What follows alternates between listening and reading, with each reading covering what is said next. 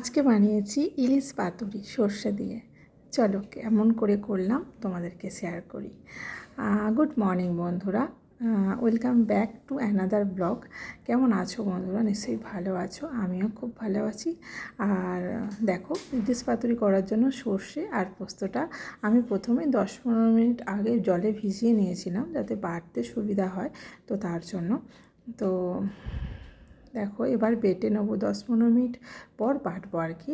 তো দেখো কি নিয়েছি, 4 পিস ইলিশ মাছ নিয়েছি, মাছের 4টে পিস নিয়েছি। আর এখানে আছে নুন হলুদ আগে থেকে মাখিয়ে রেখেছিলাম, যেহেতু ফ্রিজে ছিল মাছটা, মাখানোই ছিল মাছটা। আর তার জন্য কি দিয়ে করব, দেখো টক দই নিয়েছি, টক দই লাগবে এতে। আর কাঁচা লঙ্কা নিয়েছি, চেরা কাঁচা লঙ্কা নিয়েছি, আর কিছু গোটা আছে সেগুলো শিলেতে সর্ষের সাথে বাটবো। আর চলো, সর্ষে পোস্তটা 10-15 মিনিট হয়ে গেছে, এবার এটাকে শিলে ভালো করে বেটে নেব। আর কাঁচা লঙ্কা দিয়ে এটাকে বাটবো, বেটে তারপর করব।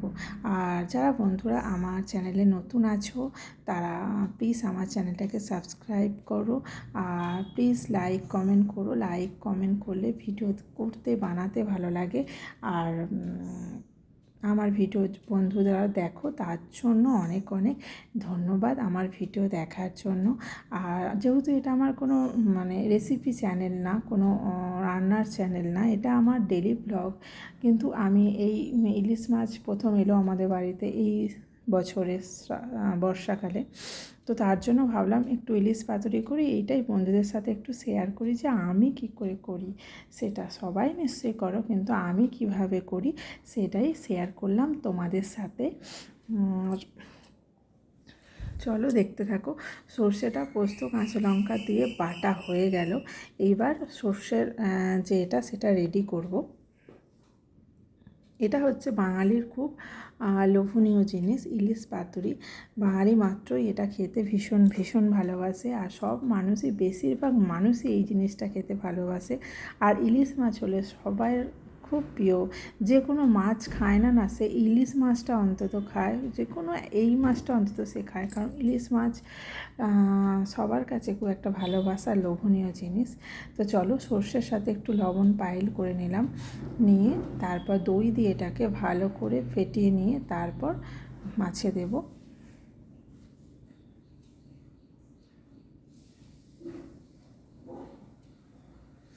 একটু হলুদও দিয়ে নেবে, কালারটা যাতে ভালো হয়। মাছে হলুদ মাখানো আছে, তা সত্ত্বেও একটু হলুদ দিয়ে নেবে, কালারটা যাতে ভালো হয়, তো তার জন্য।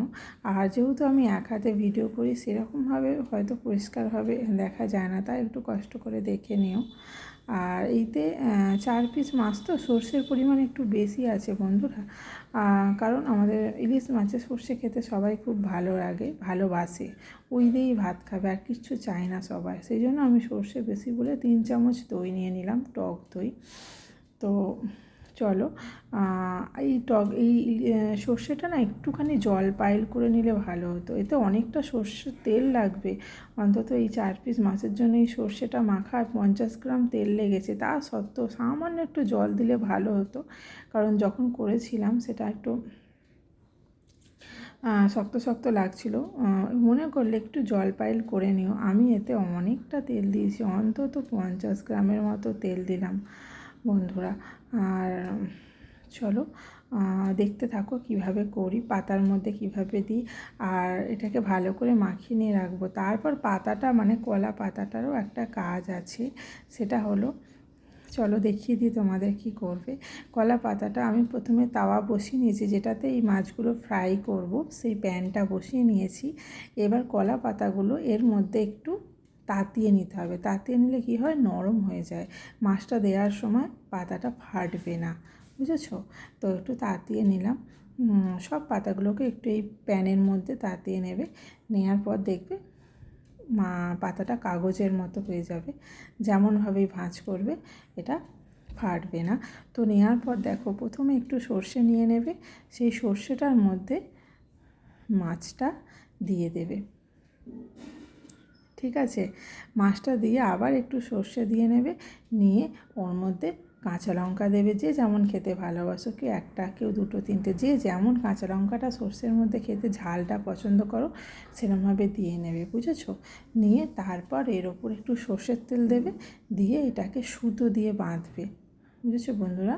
সুতো দিয়ে বাঁধবে, বেঁধে তারপর এটাকে একটা একটা করে এরকম করে তৈরি করে নেবে। চলো, আমি সর্ষের তেলটা দিতে ভুলে গেছিলাম, প্যাক করার পরও আমি আবার খুলে সর্ষের তেলটা দিয়ে দিলাম। দেখো, আমি সর্ষের তেল দিতে ভুলে গেছি। আচ্ছা, এইসব জিনিস তো রোজের করা নয় না, এসব হচ্ছে বছরে একবার আধবার করা, তো তার জন্য চলো দেখো আমি খুলে আবার সর্ষের তেল দেবো, কারণ আমি সর্ষের তেলটা দিতে ভুলে গেছি। না দিলেও হতো, যেহেতু সর্ষেতে অনেকটা তেল দেওয়া ছিল, না দিলেও হতো। তো সর্ষের তেল একটু দেবে বন্ধুরা, সর্ষের তেল দিয়ে আর তারপর এটাকে বাঁধবে, ঠিক এইরকমভাবে বাঁধবে।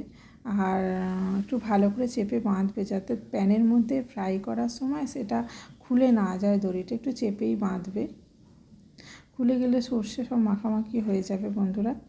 চলো, এইরকমভাবে করে নেবে,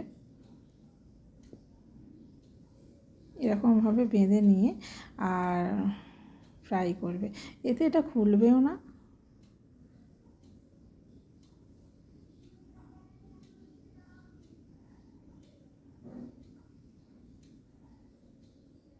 দেখো, প্যানের মধ্যে আমি তেল দিয়ে দিচ্ছি, সামান্য তেল ছড়িয়ে দিয়েছি, আর তার মধ্যে দেখো একটা আগে থেকে দিয়েছি, তার মধ্যে দিয়ে দিলাম, ওই সামান্য তেল ছড়িয়ে ছড়িয়ে এটা ভাজবে। দেখো ভাজাটা আমি দেখাচ্ছি তোমাদের, দেখো এরকম লাল লাল করে ভাজবে, এইভাবে লাল লাল করে ভাজবে। এটা ভালো করে পাতাটা যেন বেশ লাল হয়ে যায়, সবুজ যেন না থাকে, সবুজ থাকলে ভালো হবে না। ইলিশ মাছ তো ভাবেই হয়ে যায়, যেহেতু নরম তেল জাতীয় মাছটা, তার জন্য। আর এইরকমভাবে দেখো আমার ভাজা হয়ে গেছে, আর প্লেটে তুলে রাখছি। এবার তোমাদের কিছুক্ষণ পর আমি আসছি, কিছুক্ষণ পর আসছি, এসে তোমাদের আমি দেখাবো। মানে এই গরমটা একটু ভাবটা কেটে গেলে সব জিনিস, যেমন প্রেশার কুকার গরমটা থাকা পর্যন্ত আমরা করি না, সেই রকমই এইসব জিনিসগুলো 90% হয়, আর গরমটা পুরো রেখে দিলে ঠান্ডা করলে 10% বাকি থাকে, এভাবে করতে হয়।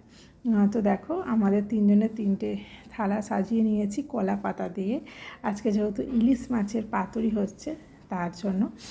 আর চলো দেখো খুলে দেখাচ্ছি কেমন হয়েছে বন্ধুরা, কমেন্টে জানিও।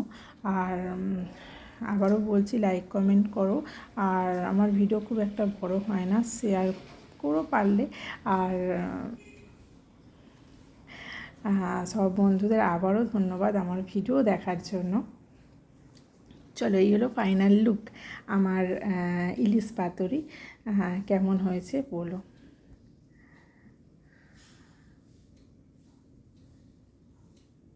এই দেখো খুলে তোমাদের দেখাই, যেহেতু সর্ষেটা বেশ ভাজাটা আমি খুব বেশ ভালো করেই ভেজেছি, তার জন্য একটু হয়ে গেছে। চলো টাটা।